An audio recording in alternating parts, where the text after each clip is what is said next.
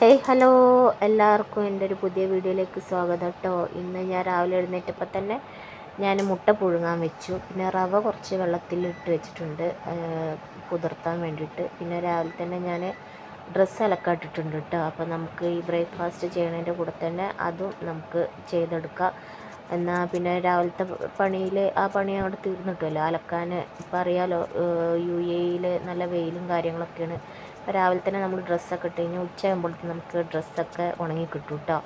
പിന്നെ ഇന്നത്തെ ബ്രേക്ക്ഫാസ്റ്റ് എന്ന് പറയുന്നത് കുറച്ച് റവ ഉണ്ടായിരുന്നു, പിന്നെ കുറച്ച് അരിപ്പൊടി ഉണ്ടായിരുന്നു. അപ്പോൾ നമുക്ക് അരിദോശ എന്തായാലും ഉണ്ടാക്കാൻ പറ്റില്ല. അപ്പോൾ ഞാൻ എന്ത് ചെയ്തു, രണ്ടും കൂടി മിക്സ് ചെയ്തിട്ടൊരു ദോശ ഉണ്ടാക്കാമെന്ന് വിചാരിച്ചു. അതിലേക്കൊരു തട്ടിക്കൂട്ട് മുട്ടക്കറി ഉണ്ടാക്കാമെന്ന് വിചാരിച്ചു. അപ്പോൾ ഈ മുട്ടക്കറി എന്ന് വെച്ചാൽ അധികം മസാലകളൊന്നും ഇല്ലാത്ത മുട്ടക്കറിയാണ് കേട്ടോ. പിന്നെ ഇന്ന് രാവിലെ വിചാരിച്ചു ഒരു ഇഞ്ചി ഇട്ട് ചായ കുടിച്ചാലോചിച്ചിട്ട് ഇഞ്ചിയൊക്കെ ഇട്ടിട്ടുള്ള ഒരു ചായ തിളപ്പിക്കുന്നുണ്ട്. അപ്പോൾ നമുക്ക് കറിയിലേക്ക് വേണ്ട ഉള്ളിയും തക്കാളിയൊക്കെ ഞാൻ അരിഞ്ഞെടുക്കുകയാണ് കേട്ടോ. അപ്പോൾ അതിൻ്റെ ഇടയിൽ കൂടെ ചായ ആയിട്ടുണ്ട്. അപ്പോൾ ചായ അരിച്ചെടുക്കും വേണം. ഒരു ഗ്ലാസ് ചായ ഹസ്ബൻഡിന് കൊടുക്കും വേണം. ഹസ്ബൻഡിന് ഒരു 8-8:30 ആകുമ്പോൾ പോകണം കേട്ടോ. അപ്പോഴത്തേനും നമുക്ക് ചായ റെഡിയാക്കി മതി. അതിൻ്റെ ഇടയിൽ നമുക്കും ചായ കുടിക്കാം. ബാക്കിയുള്ളത് ഫ്ലാസ്കിലും ആക്കി വെച്ചു.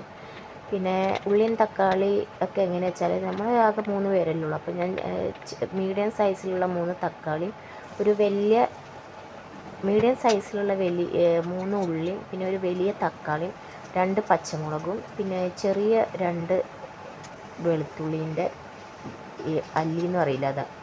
അപ്പോൾ നമുക്ക് ഇഞ്ചിയൊന്നും അധികം യൂസ് ചെയ്യണ്ട കേട്ടോ ഇതിൽ.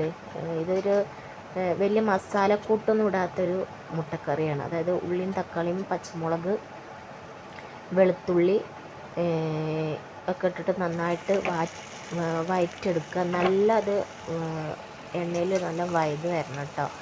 അതിന് ശേഷം നമ്മൾ മുളക് പൊടിയും മഞ്ഞൾപ്പൊടിയും മാത്രം ഇട്ട് കൊടുക്കുള്ളൂ, വേറെ ഒന്നും ഇട്ട് കൊടുക്കില്ല. അധികം മസാലകളൊന്നും ഇതിലില്ല. പിന്നെ ഇത് നന്നായിട്ട് നമ്മൾ അടച്ച് വെച്ചിട്ട് ആ ഒരു ആവിയിൽ വേവും വേണം, എന്നാലേ ആ കറിക്ക് ടേസ്റ്റ് ഉണ്ടാവുള്ളൂ. പിന്നെ റവ ദോശക്ക് അറിയാലോ, നമ്മൾ ഒരു 10 മിനിറ്റ് മുന്നേ തന്നെ നമ്മൾ റവക്കുള്ളത് റവ വെള്ളത്തിലിട്ട് വെക്കണം. എന്നാൽ മാത്രം നല്ല സോഫ്റ്റായിട്ട് അരഞ്ഞ് കിട്ടുള്ളൂ. ഞാൻ അതിൻ്റെ കൂടെ കുറച്ച് ക്രിസ്പി ആയിട്ട് ദോശ കിട്ടാൻ വേണ്ടിയിട്ട് അരിപ്പൊടിയും കൂടി ഞാൻ ചേർത്തിട്ടുണ്ട് കേട്ടോ. എന്നാൽ മാത്രം നമുക്കൊരു ക്രിസ്പി ദോശ കിട്ടുള്ളൂ. അങ്ങനെ ഞാൻ ദോശക്കുള്ള മാവ് റെഡിയാക്കിയിട്ടുണ്ട്. അതിൻ്റെ ഇടയിൽ മുട്ട ആയിട്ടുണ്ട്. അപ്പോൾ മുട്ട വേകാൻ വെച്ചത് മുട്ടയും കൂടി തൊലിച്ചെടുക്കുകയാണ് കേട്ടോ. അപ്പോൾ കറി ഏകദേശം ആയി വന്നിട്ടുണ്ട്. അപ്പോൾ ഞാനത് ആവി അടച്ചു വെച്ചിട്ടാണ് വേവിച്ച്. എന്നിട്ട് അതിലേക്ക് കുറച്ച് മല്ലിപ്പൊടിയല്ല മുളക് പൊടിയും മഞ്ഞൾപ്പൊടിയും കൂടിയിട്ട് ഇട്ട് കൊടുക്കുക കേട്ടോ.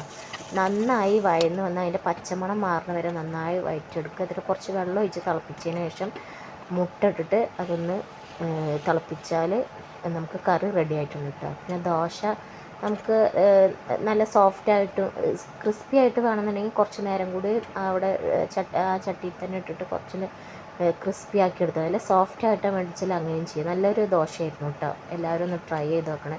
ഇത് പ്രത്യേകിച്ച് ഇൻഗ്രീഡിയൻസ് ഒന്നും വേറെ ഇല്ല. നമ്മൾ കുറച്ച് നേരം അതൊന്ന് വെള്ളത്തിൽ കുതിർത്തി വെക്കണം റവ, എന്നാൽ മാത്രമേ നമുക്ക് ഇത്രയും സോഫ്റ്റായിട്ടുള്ള ദോശ കിട്ടുള്ളൂ.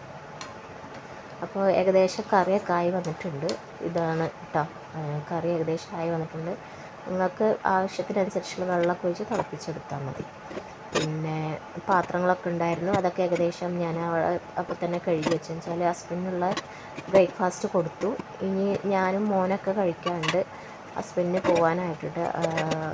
അപ്പോൾ അവരുടെ ഭക്ഷണം കഴിക്കൽ കഴിഞ്ഞിട്ട് നമ്മുടെയും ഭക്ഷണം കഴിക്കൽ കഴിഞ്ഞ് കഴിഞ്ഞാൽ ഇനിയും പാത്രങ്ങളുണ്ടാവും. അതിൻ്റെ ഇടയിൽ വരുന്ന പാത്രങ്ങളൊക്കെ അപ്പം തന്നെ കഴുകി വൃത്തിയാക്കി ആ ഭാഗമൊക്കെ ക്ലീനാക്കി ഇട്ടു കേട്ടോ.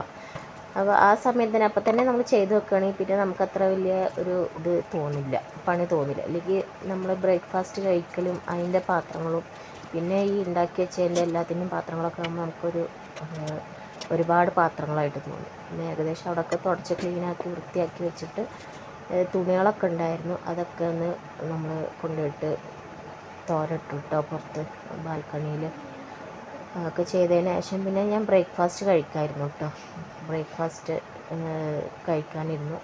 നല്ല ടേസ്റ്റ് ഉണ്ടായിരുന്നു കേട്ടോ കറി. നമുക്ക് വേഗത്തിൽ തന്നെ ഉണ്ടാക്കിയെടുക്കുന്ന അധികം മസാല കുത്തോ കാര്യങ്ങളോ ഒന്നുമില്ലാത്ത നല്ലൊരു ബ്രേക്ക്ഫാസ്റ്റ് ആയിരുന്നു ഇന്ന്. അപ്പോൾ എല്ലാവരും ഒന്ന് ട്രൈ ചെയ്ത് നോക്കുക. അപ്പോൾ വീഡിയോ കണ്ട് ഇഷ്ടപ്പെടുന്നവർ ഫോളോ ചെയ്യാൻ മറക്കരുത്. എല്ലാവരും സബ്സ്ക്രൈബ് ചെയ്യുക. അപ്പോൾ ഞാൻ തിന്നിട്ട് വരാം കേട്ടോ. ശരി എന്നാൽ.